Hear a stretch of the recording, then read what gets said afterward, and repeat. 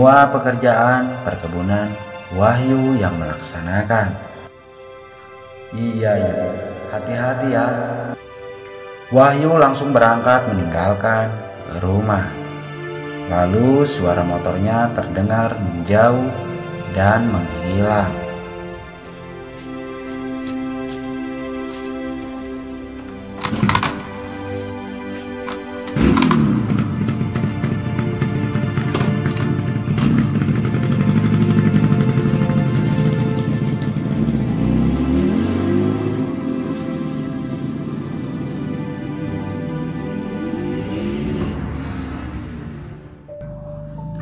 Aku tidak merasa was-was atau khawatir karena ditinggal sendirian, karena yakin kalau Wahyu akan pulang sebelum maghrib. Aku hanya ingin istirahat dan tidur saja di sisa hari ini. Sudah hampir jam 6 sore, Wahyu belum juga kelihatan batang hidungnya. Aku memaksa tubuh yang masih demam tinggi ini untuk berjalan menuju teras rumah. Duduk di kursi depan menunggu kedatangan Wahyu. Suasana sekitar rumah sudah mulai gelap. Kemudian aku beranjak masuk ke dalam rumah untuk menyalakan lampu petrakuak di ruang tengah dan lampu teplok di setiap kamar. Setelah isi rumah sudah terang benderang, aku menyalakan radio. Oh ya, radio ini adalah satu-satunya hiburan yang kami miliki. Selalu setia menangkap siaran dengan frekuensi AM. Untungnya, acara siaran yang tertangkap sering memutar lagu-lagu terkini akhir 1980-an. Dan awal 1990-an. Yang sedang berkibar adalah Guns N' Roses, White Lion, Bon Jovi, dan lain sebagainya. Aku dan Wahyu sangat menyukai musik rock. Dengan tidak adanya masjid atau musola di dekat perkebunan karet, untuk mengetahui waktu sholat pun kami bergantung kepada radio yang selalu menginformasikan waktu sholat dengan mengumandangkan suara azan. Radio yang kami punya ini bukan radio tua, tapi radio 2 band berwarna hitam yang kami membelinya ketika baru saja tinggal di rumah itu. Kami meletakkannya di atas meja kayu di ruang tengah, meja yang dikelilingi oleh kursi tamu panjang dan pendek. Kumandang azan masih belum terdengar juga. Memang belum waktunya. Walaupun sudah jarum jam sudah lewat dari angka 6. Sekali lagi aku membuka pintu depan dan melihat keluar. Wahyu belum juga terlihat datang bersama motornya. Mungkin dia mampir ke rumah temannya dulu. Aku bicara sendirian untuk menenangkan hati. Beberapa saat kemudian suara azan akhirnya terdengar di radio. Allahu Akbar, Allahu Akbar, Allahu Akbar, Allahu Akbar.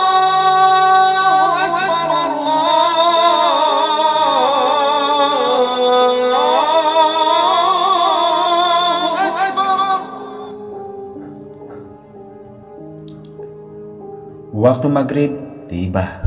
Aku langsung menutup pintu dan mematikan radio.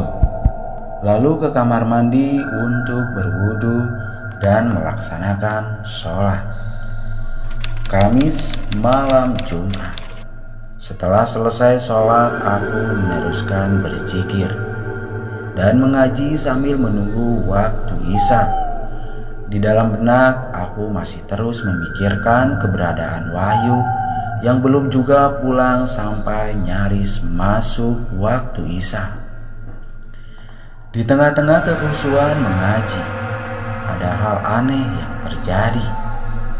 Aku mendengar ada suara radio Suaranya sampai ke dalam kamar. Padahal ingat betul kalau tadi sebelum maghrib aku sudah mematikannya. Melirik ke ruang tengah, aku melihat kalau radio masih berada di tempatnya. Hanya saja ada suara yang mengalun keluar dari speakernya. Tapi radio menangkap siaran yang sebelumnya sama sekali belum pernah aku dengar. Lagu keroncong Jawa dengan aransemen dan kualitas rekaman yang sangat kuno.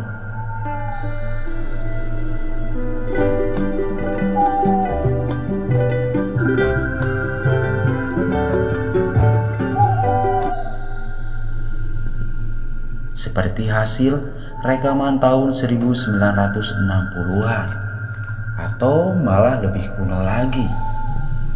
Mengalun terdengar memecah keheningan malam itu. Intinya, aku seperti mendengar siaran dari stasiun radio yang mengudara beberapa puluh tahun lalu. Sebelumnya, kami sama sekali belum pernah menangkap dan mendengarkan siaran radio seperti ini.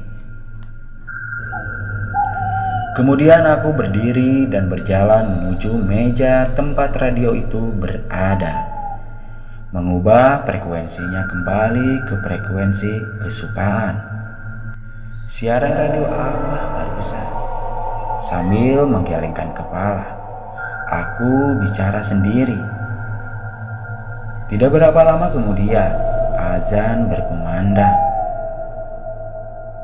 Allahu Akbar, Allahu Akbar. Aku langsung bersiap untuk melaksanakan sholat Isya. Aku mulai khawatir dengan keberadaan Wahyu. Sampai hampir jam 9 malam, dia belum datang juga.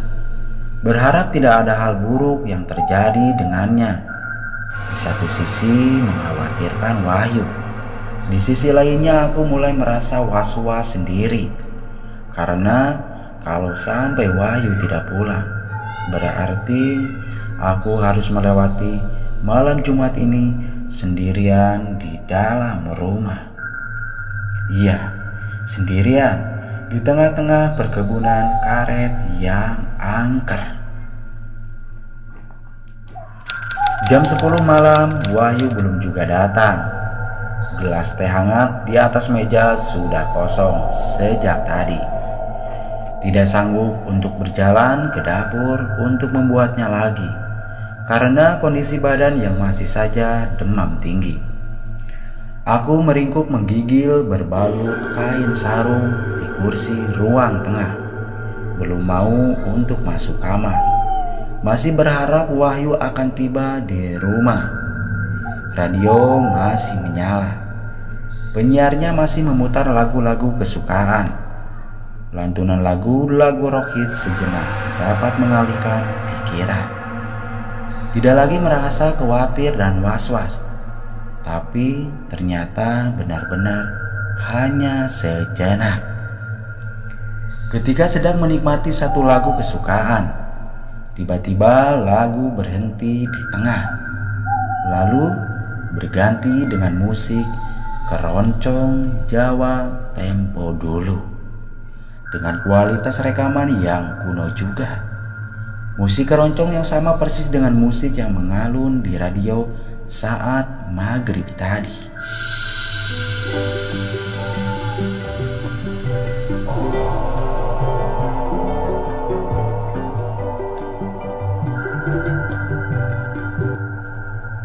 Kali ini aku mencoba untuk fokus mendengarkan dengan seksama. Musik keroncong ini ternyata mengiringi sebuah lagu yang dinyanyikan oleh seorang wanita. Lagu keroncong yang cukup tenar. Aku terus mendengarkan sampai lagu selesai.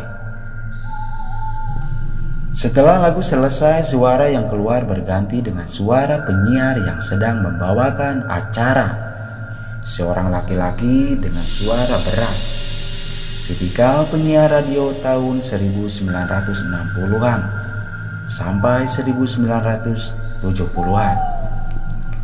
Dia berbicara layaknya penyiar yang sedang menemani pendengarnya pada malam hari, dengan lancar mengeluarkan kalimat dengan tutur kata rapi dan jelas. Aku semakin mendengarkan dengan fokus ketika dia terus berbicara panjang lebar, semakin mendekatkan wajah dan telinga di radio, menunggu informasi yang dapat menjawab banyak pertanyaan di dalam benak. Ini radio apa? Apa nama acaranya? Kenapa terdengar seperti siaran radio yang mengudara beberapa puluh tahun yang lalu? Kenapa frekuensinya baru tertangkap malam ini? Para pendengar, berjumpa lagi dengan saya. Di malam Jumat ini, saya akan menemani rekan-rekan semuanya. Pada hari ini, 21 Maret 1968, bertepatan dengan hari ini. Seketika menjadi tidak fokus mendengarkan kalimat selanjutnya yang keluar dari mulut sang penyiar. Aku langsung terhenyak kaget ketika dia menyebutkan tahun 1968. Aku terkejut karena saat ini adalah tahun 1992. Ini radio apa? Aku kembali mendengarkan ocehan sang penyiar yang terus menginformasikan berita-berita yang sedang terjadi pada saat itu, tahun 1968. Tiba-tiba aku merinding, perasaan mulai tidak enak, mulai berpikir kalau siaran radio itu bukanlah siaran radio biasa. Aku langsung mematikan radio, lalu masuk kamar. Pintu kamar sudah dalam keadaan terkunci ketika aku masih saja memikirkan tentang siaran radio tadi. Di samping itu juga keberadaan Wahyu masih menjadi kekhawatiran, takut terjadi apa-apa dengan dirinya. Sedangkan aku terjebak di rumah tanpa bisa pergi kemana-mana. Wahyu pergi dengan membawa motor. Aku tidak bisa berjalan kaki jauh-jauh dengan kondisi tubuh yang masih demam tinggi. Hanya bisa terbaring lemas di atas tempat tidur, sambil terus berharap semoga Wahyu tiba-tiba datang. Namun harapan tinggal harapan. Sampai nyaris jam 12 malam, Wahyu belum datang juga. Demam tinggi ini semakin menyiksa. Aku menggigil kedinginan, berselimut tebal dan menutup kelambu. Tidak juga membuat kondisi badan jadi membaik. Aku merasa kalau demamku semakin tinggi. Pada saat itu aku berpikir, kalau saja kondisi tubuh sehat walafiat, aku akan beranjak pergi dengan berjalan kaki mencari keramaian. Aku akan meninggalkan rumah. Tapi kondisinya tidak memungkinkan. Untuk berdiri saja aku lemah, tidak bisa dipaksakan. Tapi untunglah beberapa saat setelah meminum obat pereda demam, badan mulai berkeringat. Suhu tubuh berangsur turun. Suasana di luar rumah terasa mencekam. Aku berharap kalau itu hanya sekedar halusinasi, karena kondisi tubuh yang sedang tidak fit. Suara binatang malam terdengar bersaut-sautan, ditambah dengan suara pepohonan karet yang bertiup oleh angin, yang pada malam itu kadang terasa bertiup cukup kencang, yang membuat suasana tambah mencekam. Terkadang tiba-tiba suasana menjadi sangat hening dan sepi.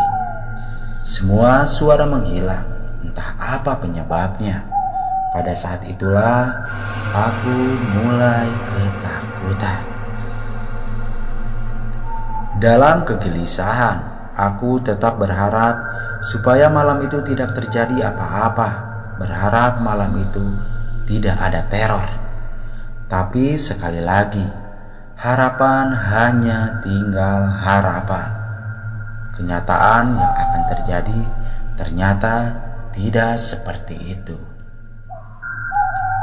Jam 12.30 tengah malam. Aku masih juga belum bisa memejamkan mata. Perasaan dan isi kepala terus berputar ke sana kemari.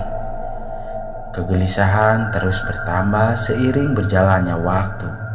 Aku tidak lagi memikirkan Wahyu.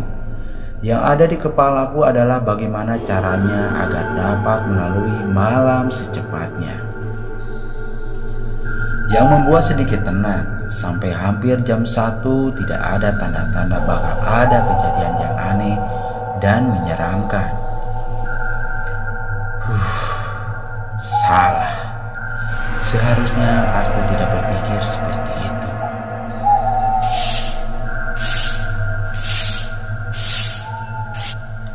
Suara nenek dengan sapu lidi itu terdengar lagi, menyapu pekarangan di sebelah kanan rumah.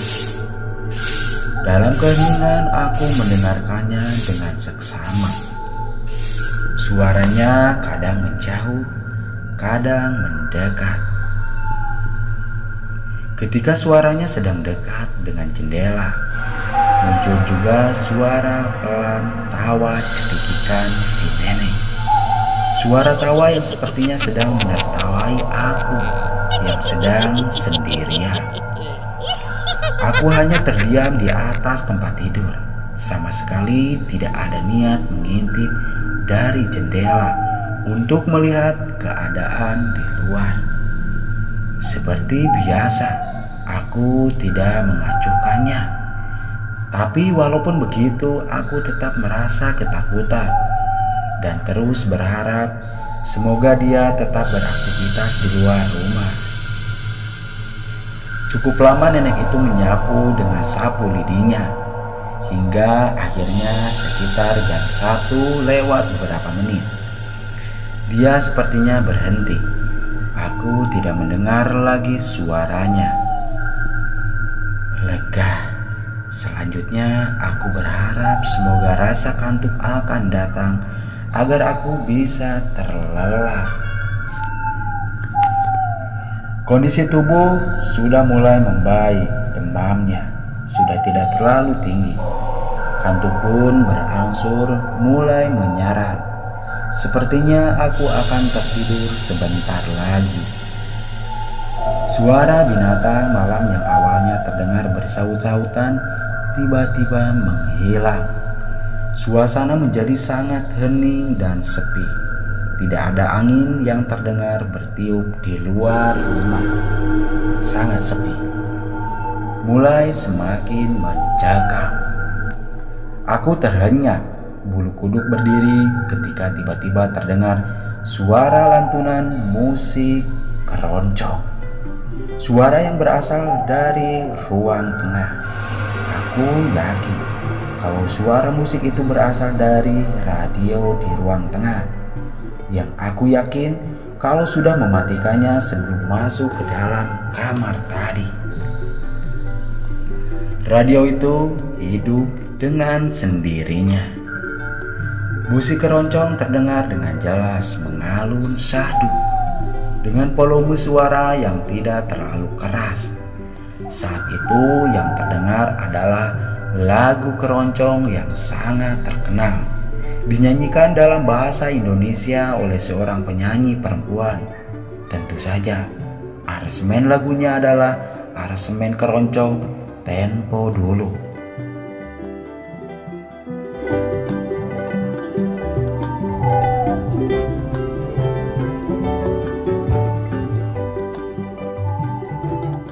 Kedengarannya menjadi sangat menyeramkan. Aku hanya terdiam di atas tempat tidur sambil terus mendengarkan dengan seksama. Ketika lagu selesai, berganti dengan suara penyiar laki-laki suara penyiar yang sama persis dengan yang aku dengar sebelumnya. Selamat malam. Pada malam Jumat yang sadu ini, saya akan menemani pendengar semua dengan lagu-lagu keroncong yang sangat digemari. Kira-kira seperti itu sebagian ocehan penyiar radio zaman dulu itu. Di sela-sela siaran radio, terdengar suara lolongan panjang anjing hutan dari kejauhan.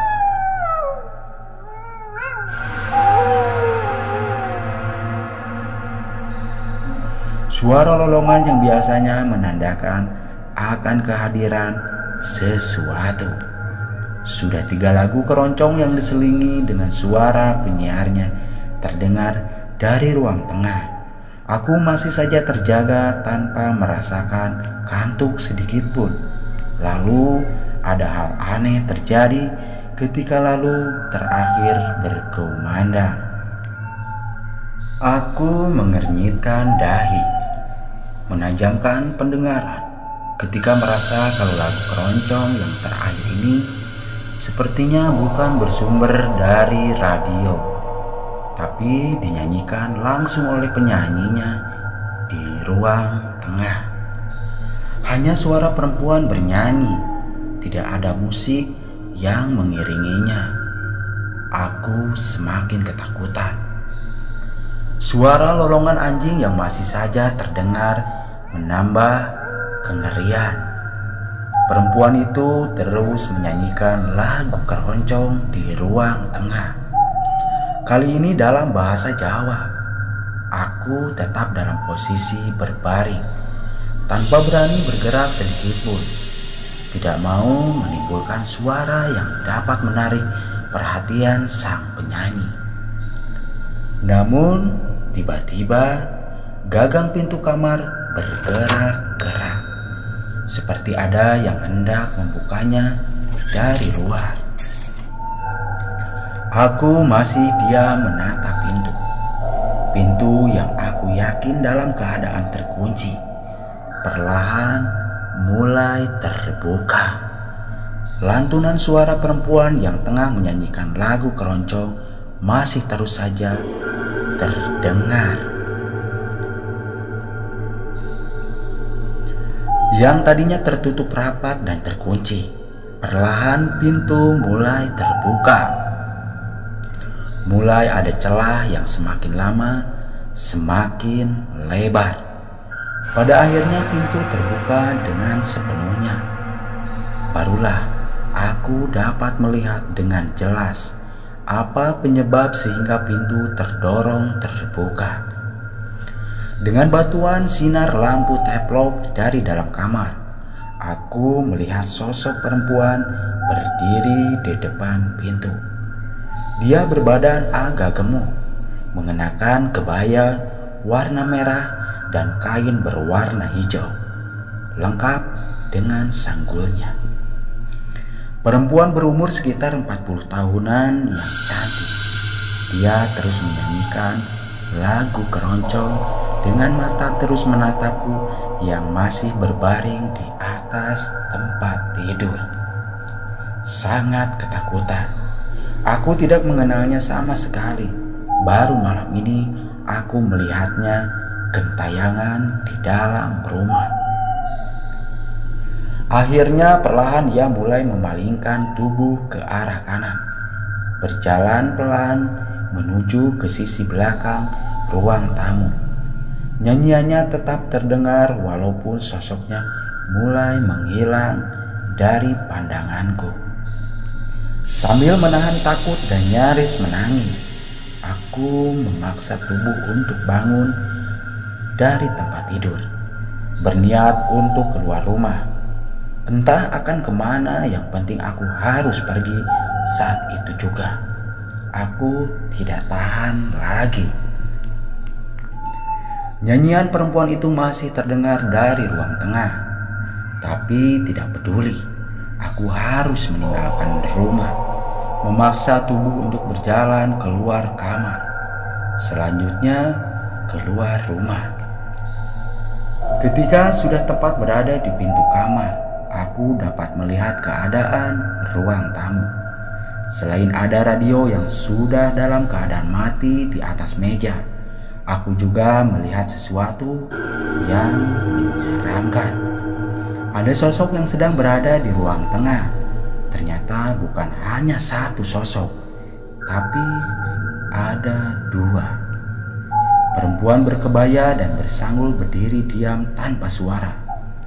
Akhirnya berhenti bernyanyi.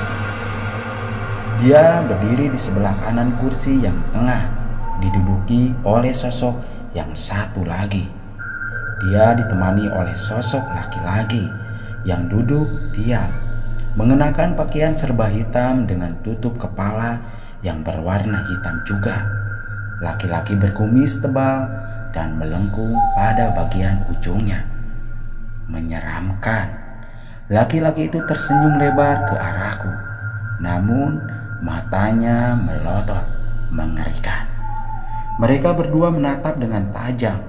Aku terperangah ketakutan. Tidak mau membuang waktu, aku buru-buru berlari ke pintu dan mencoba membukanya.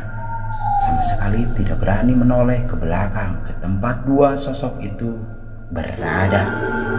Pintu berhasil dibuka. Aku berlari keluar rumah dan menjauh secepatnya.